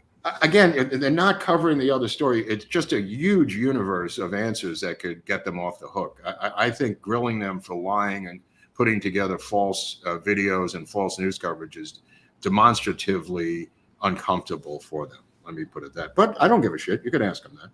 Well, who's it? Judy Woodruff, or the one frontline reporter? Was it Judy Woodruff? I think she was a frontline reporter. I mean, she was a PBS host. Reporter. Yeah, she was a host. She was a host. Anyway, she just had to apologize this week because for lying all those years. No, for lying specifically on Netanyahu and Trump. Okay. She reported on Monday night that Trump had begged Netanyahu to hold off any hostage deals until after he was elected, so it would look better for him. And both the Trump camp and Netanyahu's camp was like, hell no, that's a lie. That's a typical story that I'd like to do this with. That's a typical thing. And I would subpoena her and get her ass into a seat and say, who ordered you to do this? What is the lineage? What is the genesis? Tell us how this works. You will see how this will dry up. Right. I mean, she didn't write the story, Eric. I mean, she was obviously fed the story as a talking head. But some of them have editorial control. Yeah, and I think she's the head anchor there. So I mean, she is, but I think she started at CBS years ago. And don't forget this: Cheryl Atkinson has testified before what they did to her. But I'm talking about the current people squeezing the people like a Judy Woodruff, like the head of CBS News, that black woman who's a DEI woman. Getting them in the hot seat under oath is really, really uncomfortable for them. No, I agree. And the bottom line is that they're under oath. So now you can be held in contempt of Congress. Yeah. Yep. You know, you've got to come up with some answer. And that the joint House and Senate Committee on Media. That's my Trump idea of the week. All right. Well, you were just talking. I've been saying it for a while. All right, well, you mentioned earlier that you're wearing an America's Untold Stories cap, and people can find a merch link in the description below. However, Mark is out in the wild, and you never know. You might run into Mark in the wild, and when you do, it's always helpful to present your America's Untold Stories. That's to get in. You got to have that at the door. It's a traditional coin that people had in the military. And it was used to share camaraderie about individual units, things like that. And we do have them available. Anyone who wants to purchase said coin at americasuntoldstories.com/coin. And there is a link in the description. And I definitely consider. Now, Mark also has been very busy today. And I'm sure that this morning he had to get up at 6 a.m. And he definitely needed to have a little bit of coffee. Oh, yeah. I didn't have that because I was on the road, but I wish I did have that. No kidding. And you obviously suffered. But if you want to have some phenomenal coffee, I swear by this. It's wonderful to have a product that I not only can talk about, say, hey, look, it's our coffee, but it is tremendous coffee. It's what I drink. I love this. I can have it without cream. It's not burnt like Starbucks and things like that.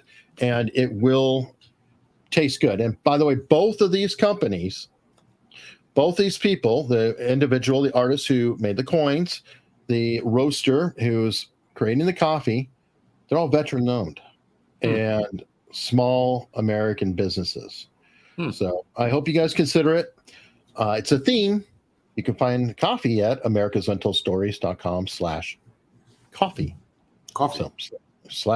Coffee. It's coffee. You can have a coin. You can have coffee. You can present the coin to each other while you're having coffee. It's a wonderful time. So let me go and get another super chat or two. Pope Rack has touched me. Flynn Patel, DHS, who got screwed, gets head department. That actually would be an interesting way. Everybody who got burned when they got tossed, Flynn or whatever. So, Navarro could go to Treasury. I mean, Navarro could go to Treasury. No, it would be a great rehabilitation program. I was sentenced to. I was the head of the Treasury. I was an economic advisor. I was sentenced to prison. I did some studying while I'm in prison. Now I'm the head of the Treasury. Yeah, I mean, I think. Well, transportation is going to be interesting because they gave them billions of dollars to put in those EV charging stations, and they only put in 6 in 4 years. So that's not going to be so difficult to rouse those out, wherever the 6 are. All right, now I think you had mentioned Jack Posobiec going around, but Matt Walsh undercover. Was going around. Walsh did it too, huh? Matt Walsh did it famously. Look. Was $35 insulin for senior citizens. Now we're going to get it for everybody. What's your response when Trump takes credit of that? Trump takes credit for so many things he doesn't do and gets the blame for a lot of things he does do. He's lost his bearing. Anyway, and it's not that easy to get yourself exactly in that spot. And then to do it twice is like, okay, nice. Brilliant. I've done that too. I did that on the Bill Maher show. when I made believe I had spasms and Tourette's syndrome in the audience, and a producer had to come up and say, "Are you okay?" And I was on camera, and I just went spaz every time they went live. And Bill sent up a producer to see if I was okay, and I said, "I'm not. I have Tourette's syndrome, and I can't control my body." And they said, "Would you mind moving off camera?" I go, "No, I can't move. I love this seat, and I have to stay here." It was just anyway. It was. I have it on video somewhere. I got to find this episode of Bill Maher with me. It was politically incorrect. It wasn't the latest one. Anyway, but very nice trolling by Matt. Very nice. Well, and it's the perfect outfit too. Does he not look? I mean, he's got a ponytail, cap, wig thing going. Yeah. I mean, he looks like a total soy boy, as they put it. Yeah, they finally outed Posobiec a couple of. Look at this. That's great. Do the workshop. That's funny. Yeah, well, remember he did the documentary "What Is a Woman?" Yeah, and now he's doing humor. Now he's doing the documentary "Am I Racist?" And this is probably going to get in it somehow. Did you see the meme of two British cops grabbing Crowder, and it says "Change my mind"? It says Britain has free speech, and a white sign, and two cops are dragging Crowder out from behind his table, from his "Change my mind" table. I haven't heard that, but that was Crowder's "Change My Mind" was a brilliant ploy, because he deliberately put a sign. Anytime you put a sign inside of a picture, that allows people to erase it and put whatever the hell they want there.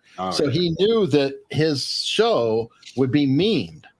His whole blah, blah, blah, "Change my mind." And so then it took a life of its own, and that helped his original product get even bigger. Right. Which is very effective. All right. John S., speaking of British, we got 1999 British pounds. Praying Trump's campaign team hires you guys for advice, as from the UK, Trump's campaign seems to be faltering despite Kamala being a phony. Well, I'll put it this way. I couldn't get media credentials from Trump, and I got them from Bobby Kennedy. And I know that it sounds meaningless, but it's symbolic. I'm the same guy for both. And I was immediately given media credentials by the RFK people and immediately refused by the Trump people. Which is quite remarkable. And it's quite remarkable. I mean, it's bizarre. I mean, it's just bizarre. And Mark has been highly critical of Bobby for months now. And it's like, oh, yeah, come on down. They said, bring him in. Let's go. Put him in the front row. We don't care.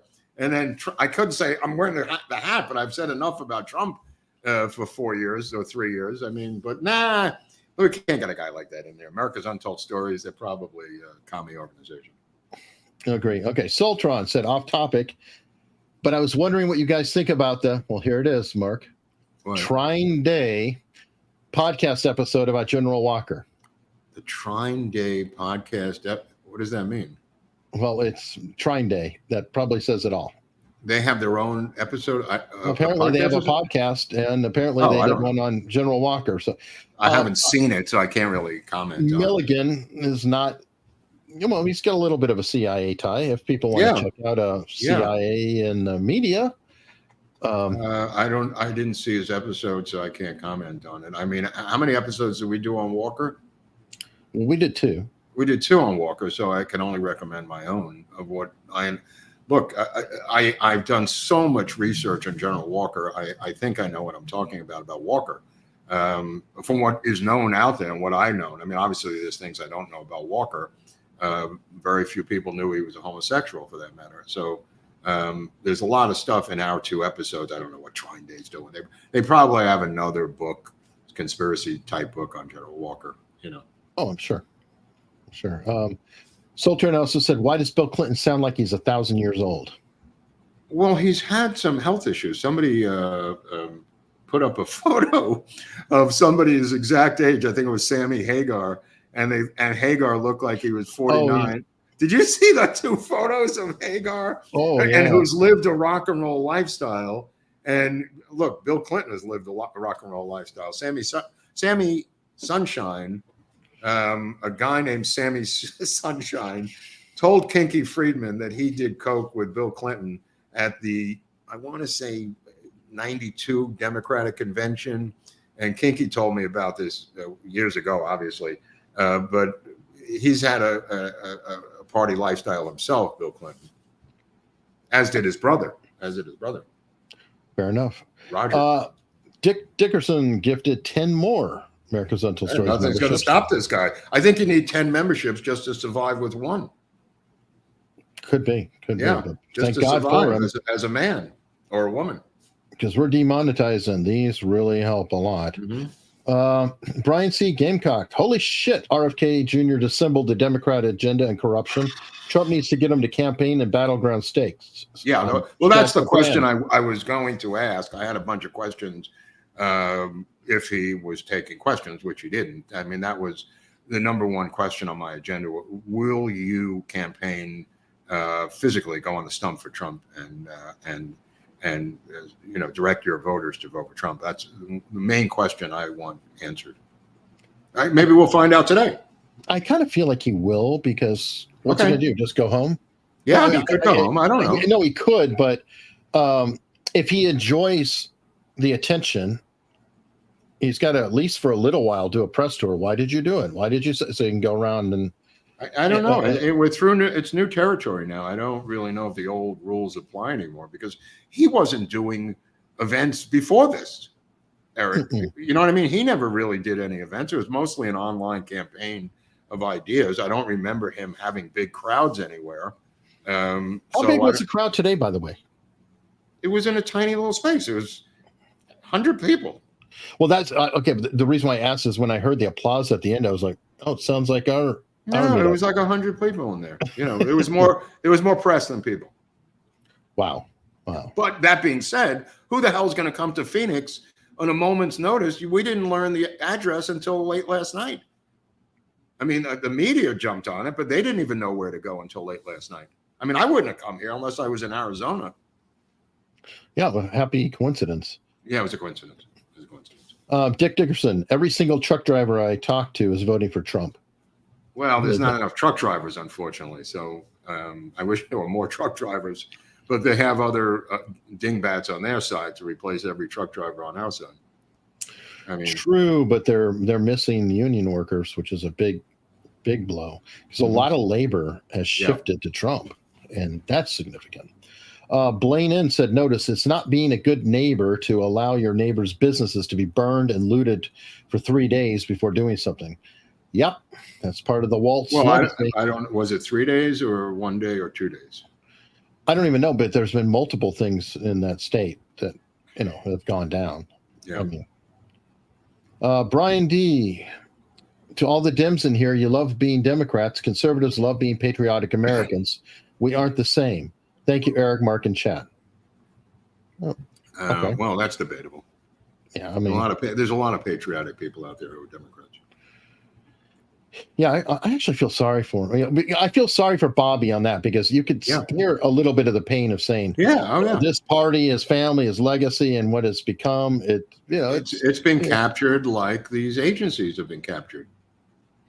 Yeah, it definitely. Marion Holtzman said, watch Waltz's face, how he treats his wife.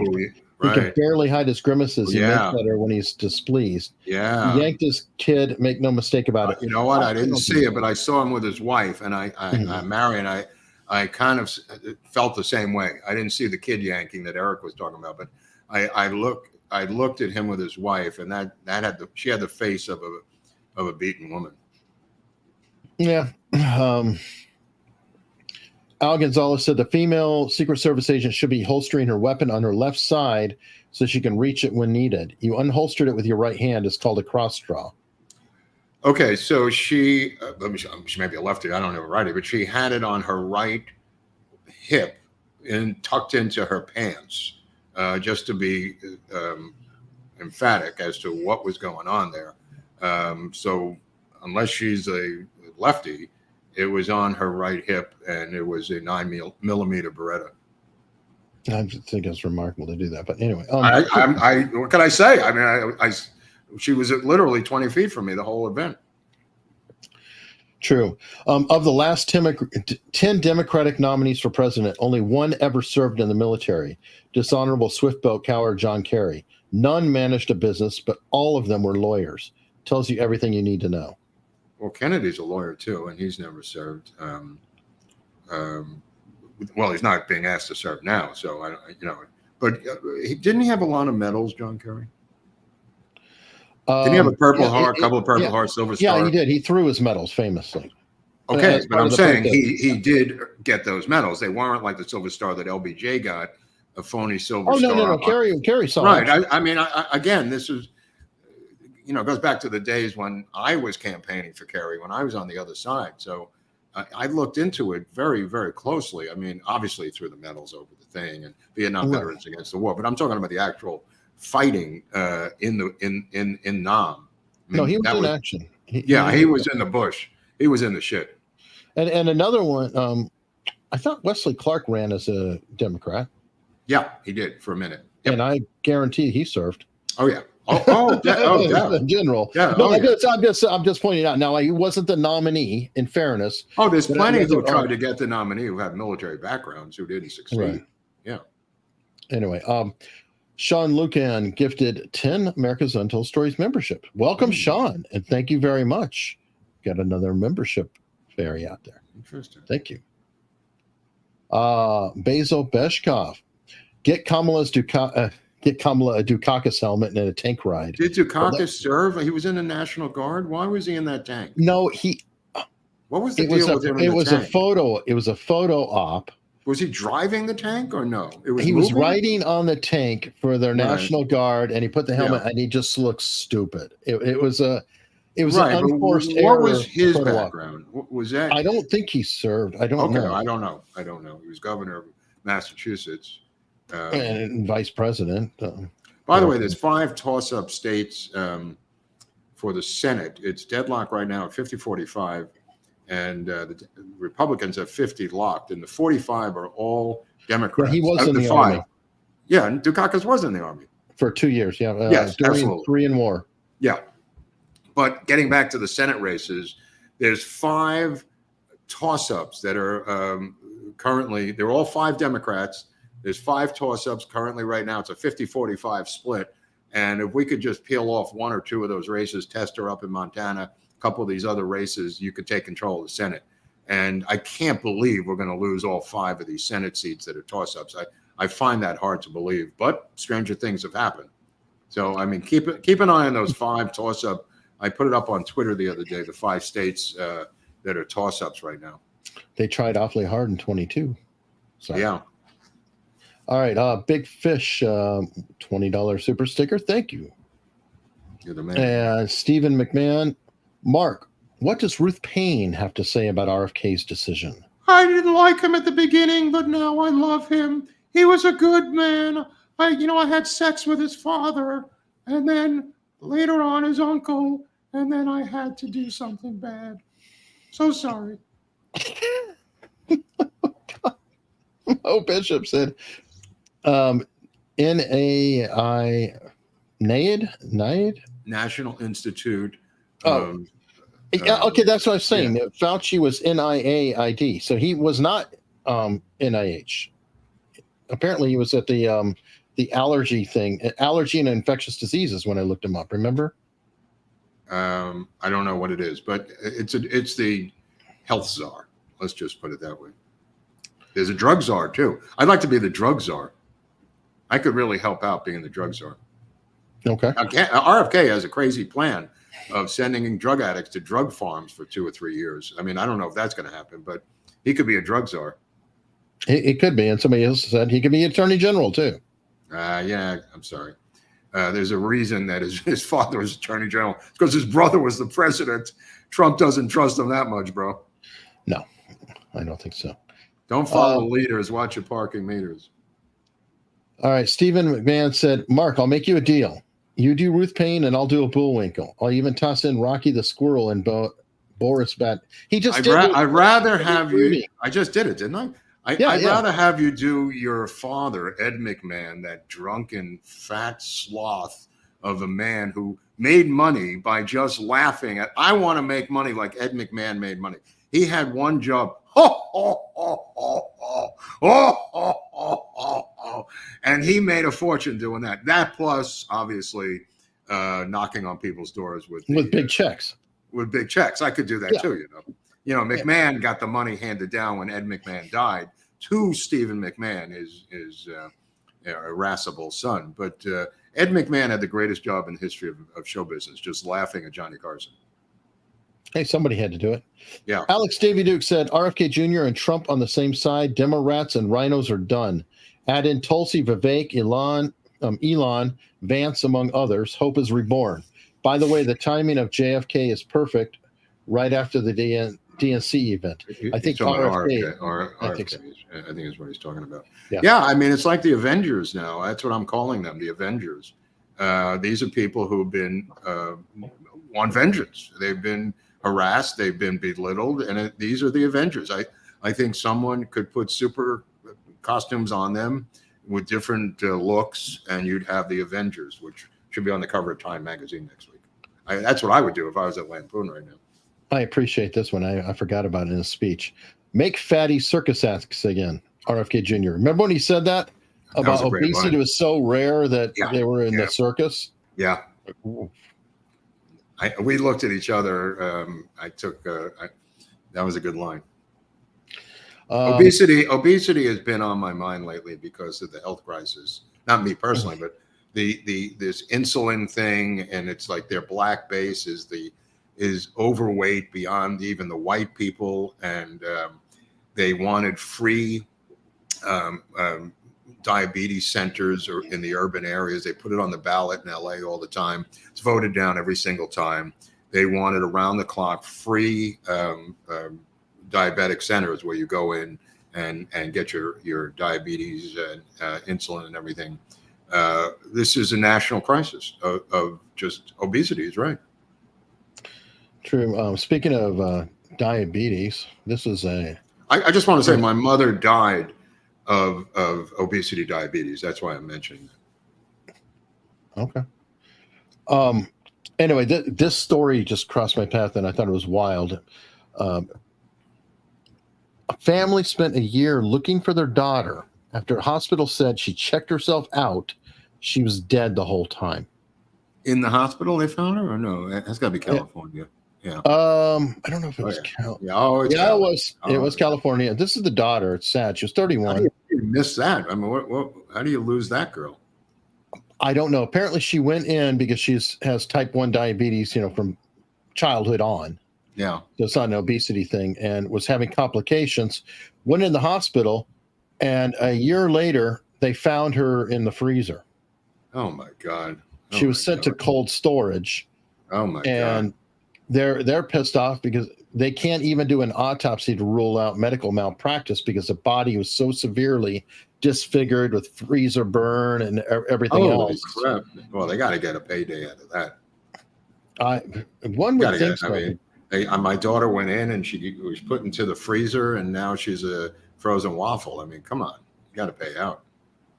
Yeah, for sure. All right, back to political.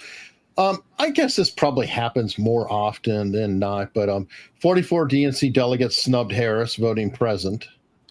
Well, there was footage of these 44 going around in Hamas outfits, linking arms in a circle through the food maze around the seats in the hallway of the center. They had all these buttons on, pro-Palestinian buttons, and they locked arms. I think it was these 44, and they were protesting the Democratic Party position on Palestine. Okay. You sent me links about this on Tuesday. We never got a chance to get to it, but what is going on with this Mike Lynch, the Bill Gates of England? Dude, I don't know. He's the Bill Gates of yeah. I don't know. It's crazy. And then his lawyer died mysteriously the same day in some other incident. I don't know. Maybe people in Britain can help us on this one, but he was the Bill Gates. So his luxury yacht was in a typhoon, kind of like the end of the movie Wolf of Wall Street, where if people remember that typhoon with those characters having trouble with the weather. That's what this seemed to be. But then mysteriously, his lawyer died the next day in an airplane crash. So this guy goes down in a boat, and then the lawyer in the same case apparently met a similar fate. So yeah, and it was a water spout, as somebody pointed out. But yeah, a water spout. Yeah, it is so bizarre. Yeah. Because apparently he had just won a major suit. Yeah. They were going after him. Yep. And I guess he was thinking about selling the yacht, and this is like a last hurrah on the yacht or something. Look, the yacht could have been tampered with. Eric, am I crazy or what? I mean, the yacht could have been tampered with, and then the plane could have been tampered with. So, I mean, him and his lawyer are dead now. Yeah. Nobody to talk to them. Actually, oh God, somebody brought that up when you were talking about being dead or whatever. You remember that Obama killed 2 American citizens, right? Yeah. Oh, yeah. A father and later the son. Yeah. Oh, yeah. But the diabolical brilliance of it was this. Obama was sued by the son, but then the case was dismissed because of a lack of standing because the son was dead. Oh, that's you tough. see, Obama was slick enough in his administration that if he's dead, there's no standing.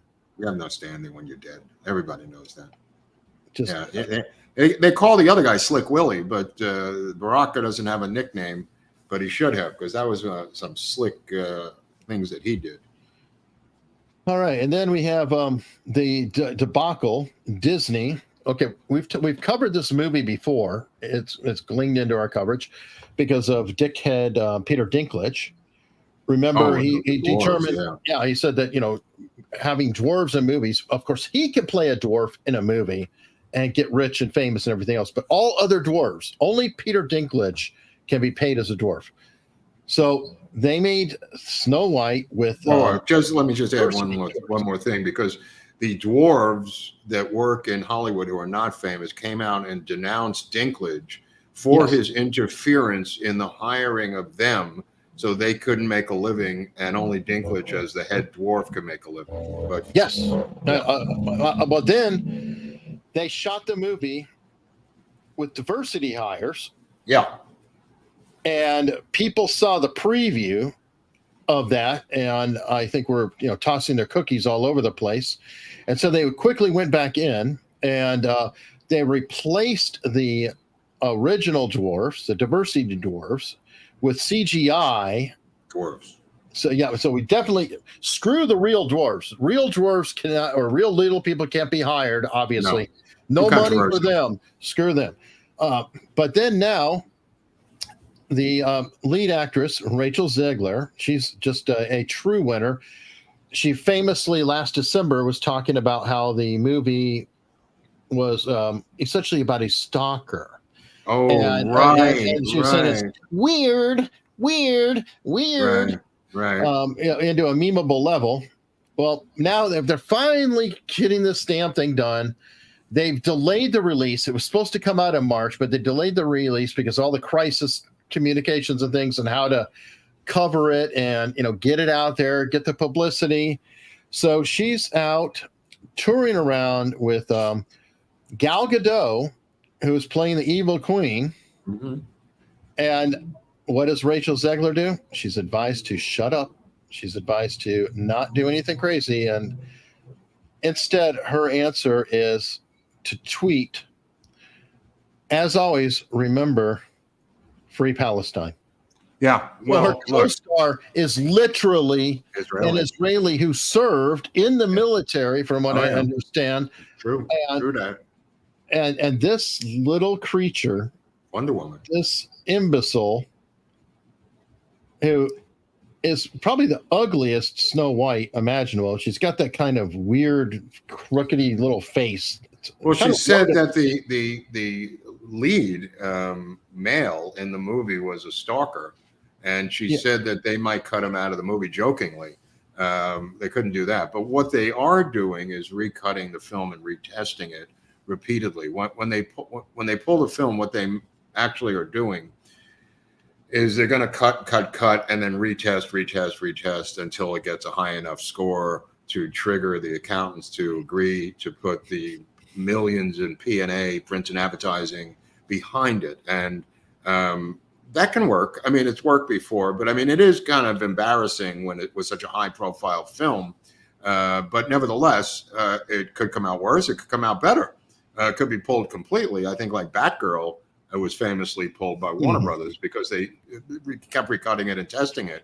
So, I mean, pulling a film is really just not releasing a film because it has to be recut and retested. So, but again, getting back to the CGI dwarves, I think you can do this if your film does not have enough minority and gender requirements. I think you can use AI to color them up and use, if you're going to go CGI with the dwarves, why isn't that ableist behavior? I mean, why not make your actors a different color if it's that easy, or use CGI for any of that stuff? They've already broken ground with the dwarves. Agree. Well, they're about $500 million into that movie so far. So yeah, good luck to them. I don't think it's going to profit. I think we're at. They're hoping to even just not lose everything in the damn thing. Well, you can, if for 500, that means you got to. The rule of thumb is the P&A, the print and advertising, are equal to the budget of the film. So they would have to put in 500 million based on that rule of thumb to release the film.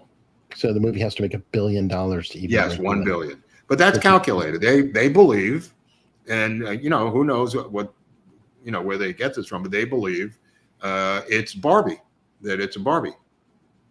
Okay, well, I mean, if I told you, Hunley, if I came to you 3 years ago and said I'm going to make a movie about Barbie, you would just laugh in my face. Yeah, that was an interesting weekend too, because it was Barbieheimer. Yeah, I mean, Oppenheimer. Two opposites, and I think it helped both movies. Oddly enough. So, okay, well, while we're on Disney, remember I brought up this story last week about how Disney was trying to force arbitration on the husband who lost his wife, the doctor. She died of a peanut allergy at a restaurant in Epcot. I don't remember. At Disney. Okay. Well, she died. She had a peanut allergy, and so typical, the family's suing the restaurant. They were told, and she still got sick and died. Well, Disney came up with this brilliant idea saying, you know what? That husband actually tried Disney Plus. And when he agreed to use Disney Plus, the streaming service, it agreed that any conflicts with the Disney Corporation had to be sent to arbitration. I kid you not. Weird. It blew up in their face so badly that they have dropped the clause. I mean, the press is so humiliating to them. They're like, oh, well, no, we're not going to. Boy, this company cannot seem to get out of its own way. Right. I mean? So now they said, at Disney, we strive to put humanity above all other considerations. With such unique circumstances as the ones in this case, we believe this situation warrants a sensitive approach to expedite a resolution for the family who have experienced such a painful loss. It's like, wow. You know what, Disney? Just write the damn check. Yeah. You've got insurance. The restaurant has insurance. Just write the damn check, because that's a horrible. Wow. I mean, they're in a bubble. This company's in a bubble, and nobody can reach them who's sane. No. Speaking of insane, though, I mean, the public is insane. We've got this story you sent me. Former NFL starter arrested after allegedly urinating on a passenger during a flight. Look, I'm just saying to you, and I've said this again, these people get drunk on the flight, or they're on edibles on the flight, they're acting out on the flight. All of this is abnormal behavior based on altered states of consciousness, in my humble opinion. And this guy apparently urinated on someone. It was a flight from, I think, Ireland to Boston. I don't know why he's going there, but Boston to Dublin. Okay. Look, I try to hold it that long, and I couldn't do it. Dublin to Boston. That's a long leg of a flight. And he's got long legs. He's got long legs. 100%, but they do have facilities on the plane. If he was drunk or who knows what was going on. But the point of the matter is, all these things are happening at 30,000 feet that should not be happening with people who are just not ready for prime time to fly. And they've got a tough job up there, those stewardesses. Holy cow.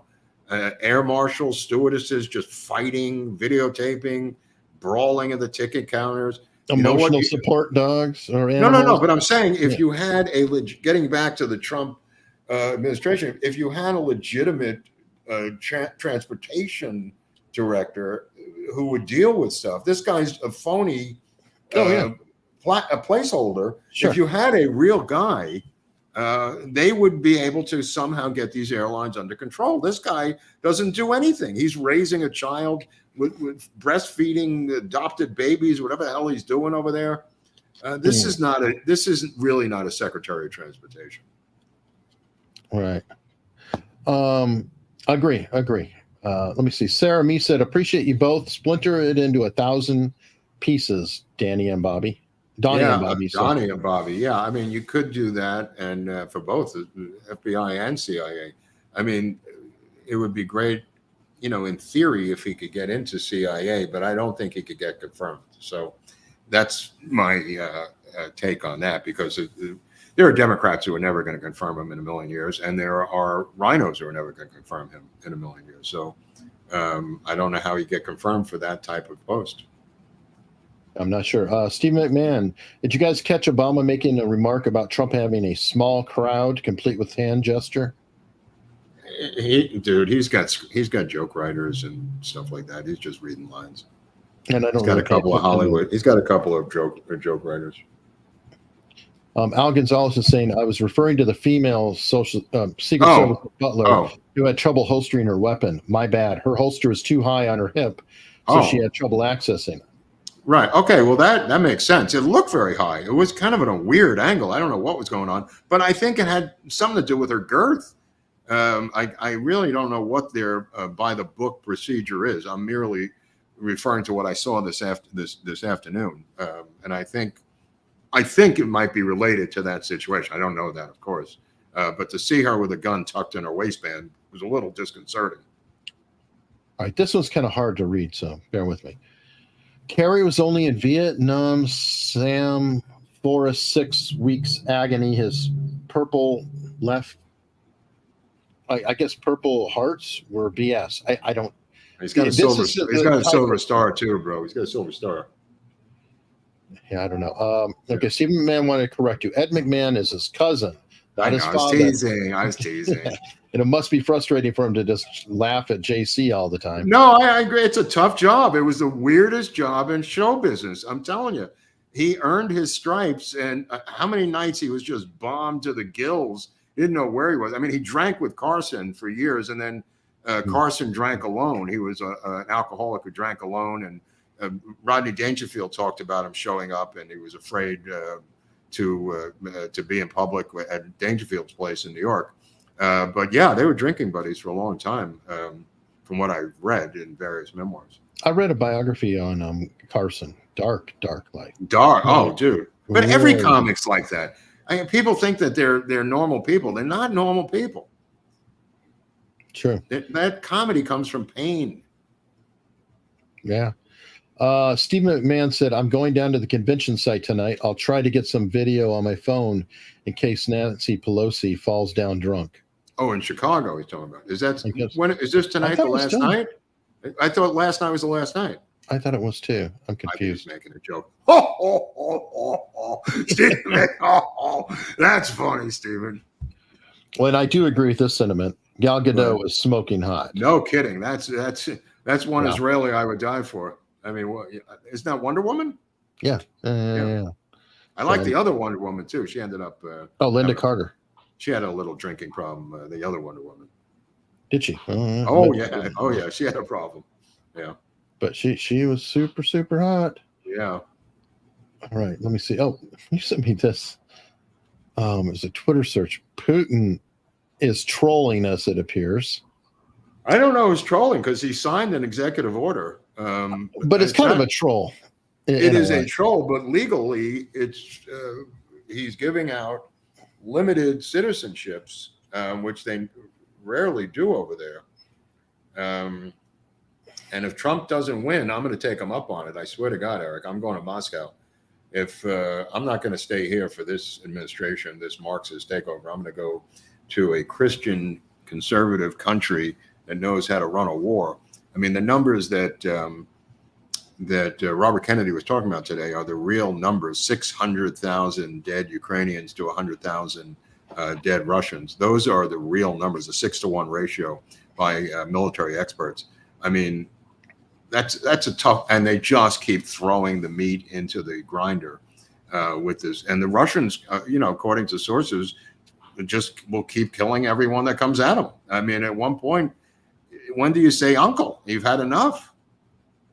I don't know, but yeah, RFK was talking about that too. I mean, yeah, that's what I mentioned. That's what I'm saying. Yeah. 100%. All right. When is it going to? When is enough of that war?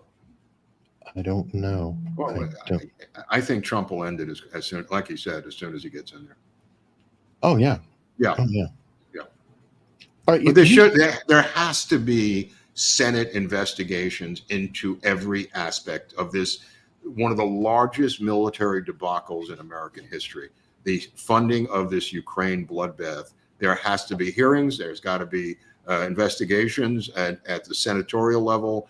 Heads of these generals have to be brought in to testify. This cannot be swept under the rug. I 100% agree. You sent me this about from Brett Weinstein talking about Neil Oliver. Yeah, what is this? I didn't know what this was. I thought maybe you knew. I didn't. I mean, and I don't know of.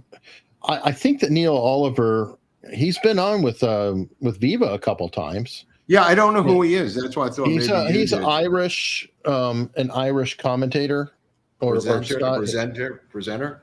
Yeah, presenter or something like that. I think he's also like an author. And I think somehow he's been influenced by Candace Owens or something, or I don't know, but I mean Candace Owens, whatever. I think he's critical of Israel, but I don't know if he's necessarily anti-Semitic or not. I don't know the whole deal. But I heard Brett Weinstein yesterday, and he went into this whole spiel with his wife, how we now have to band together to defeat Team Blue. It was like a coach in junior high school. He couldn't come to say the magic words, I am supporting Donald Trump, I am voting. He couldn't say it. He had to beat around the proverbial bush for an hour, talking about how it's become apparent to him now, again, with 80 days left before the election, this fat bastard from Santa Monica, how and this is the liberal mindset. We now have to team up and get together. It's apparent to me that we have to team up and beat Team Blue, instead of just saying the words full-throated of how we do that. They can't bring themselves to do that, Eric. Yeah, I can totally see that. It is funny. It is funny. Scott Zilla is in a Rumble rant saying, "I get the feeling Eric doesn't like Rachel Zegler." You are correct. Which one was Rachel Zegler? She's the yeah, I think she was in West Side Story. Yes, Spielberg, which they lost $100 million on that one. Yeah, but Spielberg didn't care because now he's doing some other mega thing. I forgot. I read about the other day. Well, I'm just saying, yeah. If you want your movie to lose a lot of money, hire her. Yeah, it's a good way to burn some cash.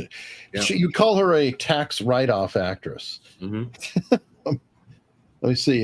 PD said, "Mark, you, me, and Steven Seagal move to Moscow and meet in Moscow." And I'm going to get an apartment in Snowden's building. I mean, he's living in a luxury apartment building with that hot pole dancer who's still his girlfriend. I'm going to go to Moscow on a reconnaissance mission, maybe for 2 weeks, and suss it out. But what I've heard, all my friends who've come back from Moscow in the past 15 years just raved about it, including Tucker, who went into incredible descriptions of Moscow. So, look, I mean, if they take over, I don't think I'd want to live in a Marxist regime, where they're going to really start to tighten the screws on us. Kind of ironic to consider. No, the irony is breathtaking because that's a Christian nation and this is a Marxist nation now. If she wins and takes over, but even right now, I mean, if she gets 4 years of extending this, holy crap, Katie, bar the door. Yeah, no kidding. Rational Conservative said, I believe Trump will have better people this term. However, you have to remember that the Senate approves a POTUS's cabinet. Not all of them, only some cabinet appointments. Not all of them, my friend. And he can do a lot of direct appointees. That's right. Populate it around. Yeah. So. Yep. All right. Well, while we are wrapping up here, we're going to head over to Locals and talk to the folks there. Everybody, you can always join Locals for free, become a member for free on structure.locals.com. There's also a link in the description that'll take you right there. And we always hang out for a little bit after the show. We'll do that before Mark heads off to his next adventure, which is crashing. Well, I may have to go. I may have to crash the Trump event across this. Well, I have tickets, and it's not a crash. I have tickets. Oh, well, there we go. Yeah, no, I have tickets. I just don't have media access. So you can't bring anything in, Eric. I mean, you can't bring in. You just bring in your cell phone, no bags, no nothing, bro. No selfie sticks. Oh, no selfie sticks. Yeah, because it's a weapon. Yeah, but unless you're in Pennsylvania, then you can bring in what is it, range finders or bicycles or but now did you see they put up a bulletproof shield for him, and then the woman fainted in the audience, and he went around the bulletproof shield and went into the audience to check on the woman who fainted. That was class act. That was a class act. Yeah. Well, Trump's not going to stay away from the people. But. Okay, so you're saying there's no more chats, there's no more super chat, we can leave, there's no more Rumble rants. I don't want anybody to get upset. Just scour the thing for a second before we leave. I already have. And he's like a junkyard dog. I mean, if they're not there, I can assume I can believe them. All right, so we're going over to Locals. We are headed to Locals. All right, so we'll see you over there in a couple of minutes.